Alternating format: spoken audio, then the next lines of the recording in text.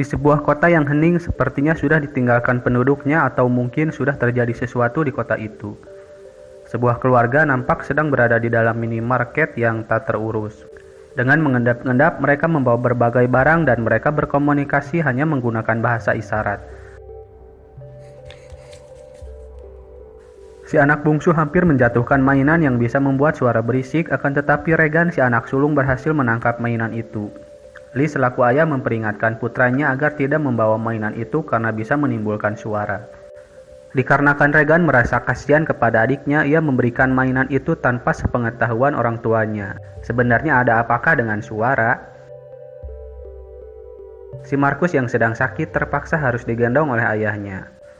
Saat mereka sedang dalam perjalanan pulang, si anak bungsu yang dikarenakan masih polos, ia menyalakan mainannya dan hal itu membuat semuanya panik dan tiba-tiba sesosok makhluk misterius menyergap si anak itu.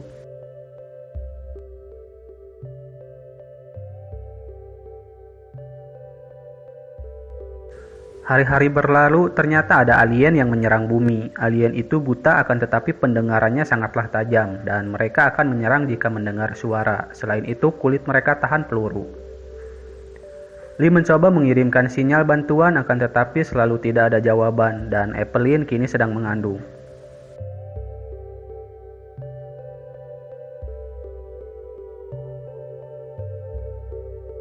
Hari mulai gelap, rupanya masih ada orang lain juga yang bertahan hidup.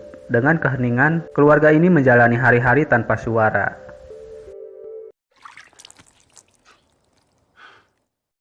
Saat sedang bermain dadu, Markus dengan ketidaksengajaan menyenggol lampu minyak dan menimbulkan suara. Semua orang menjadi tegang karena takut si monster datang. Sempat terdengar sesuatu yang datang, untung saja itu hanya sepasang rakun. Setelah itu, Lee membuat alat bantu dengar untuk Regan yang memiliki gangguan pendengaran.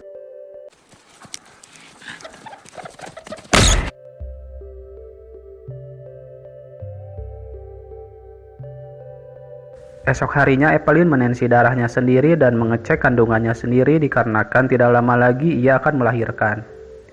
Regan yang dilarang masuk ke ruang bawah tanah, ia kepergok ayahnya saat ia akan turun. Ia bertanya-tanya kenapa dirinya tidak diperbolehkan untuk masuk ke ruangan bawah tanah. Ayahnya menjawab ia tak perlu tahu alasannya. Lalu Lee memberikan alat bantu dengar yang ia buat untuk Regan, akan tetapi Regan tidak mau memakainya karena ia rasa percuma. Meskipun sedang dalam situasi tak menentu, Evelyn selalu memberikan pendidikan kepada anaknya. Lalu Lee mengajak Markus untuk menangkap ikan di sungai yang sudah ia pasangi perangkap. Awalnya Markus menolak untuk membantu ayahnya dikarenakan takut, tetapi sang ibu menyuruhnya untuk belajar berburu. Tadinya Regan menawarkan diri untuk membantu ayahnya, akan tetapi ia melarangnya. Regan merasa kesal kepada ayahnya, lalu ia menggunakan alat bantu yang ayahnya berikan dan menangisi keadaannya karena masih tetap sama.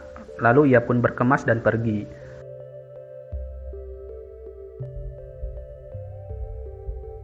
Beralih ke sungai, Markus sempat dibuat takut oleh ikan yang lepas dari genggaman ayahnya. Akan tetapi Lee menenangkan Markus karena suara sungai berisik dan suara pelan takkan terdeteksi oleh si monster. Tanpa disadari, Evelyn membuat paku yang tertidur menjadi berdiri karena karung yang ia tarik paksa.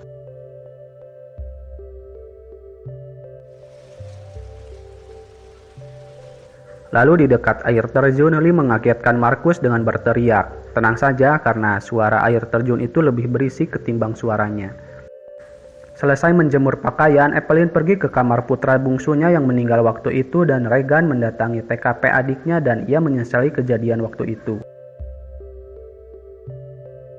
Di sisi lain, Markus menanyakan apakah ayahnya menyalahkan Regan atas apa yang sudah terjadi kepada adiknya. Lalu Lee menjawab tentu saja tidak. Markus menyuruh ayahnya untuk mengatakan rasa sayangnya kepada Regan agar ia merasa lebih baik. Dalam perjalanan pulang, Lee berpapasan dengan kakek tua yang kehilangan istrinya. Si kakek lalu berteriak dan tentu saja itu mengundang si monster. Evelyn yang sudah merasakan akan melahirkan sambil menahan rasa sakit, ia terburu-buru ke lubang bawah tanah dan menginjak paku waktu itu. Foto yang ia bawa jatuh sehingga mengundang si monster. Asli ngilu adegan ini, udah sakit perut ditambah kaki nginjek paku lagi. Lalu Evelyn menyalakan lampu tanda bahaya dan si monster pun datang. Evelyn mencoba mencari cara untuk mengalihkan si monster. Sambil kesakitan, Evelyn menahan anak dalam kandungannya agar jangan sampai keluar dulu. Karena jikalau ia keluar, mereka akan menjadi santapan si monster. Saat ada kesempatan, Evelyn pergi dari sana dan ternyata ada monster lain yang mencari. Lee yang baru sampai kaget melihat tanda bahaya dan ia menyuruh Markus untuk memancing si monster dengan suara. Sementara dirinya akan menolong istrinya. Karena dirasa sudah tidak kuat, Evelyn berteriak namun untungnya bebarengan dengan suara kembang api yang dinyalakan Markus. Regan yang melihat kembang api langsung berlari ke rumahnya dan Lee yang mengira istrinya sudah tewas bisa bernapas lega karena sang istri masih hidup. Markus yang merasa sedang diincar si monster harus berlari ke tengah ladang jagung dan Lee membawa sang istri dan putranya yang menangis ke ruangan yang sudah disiapkan.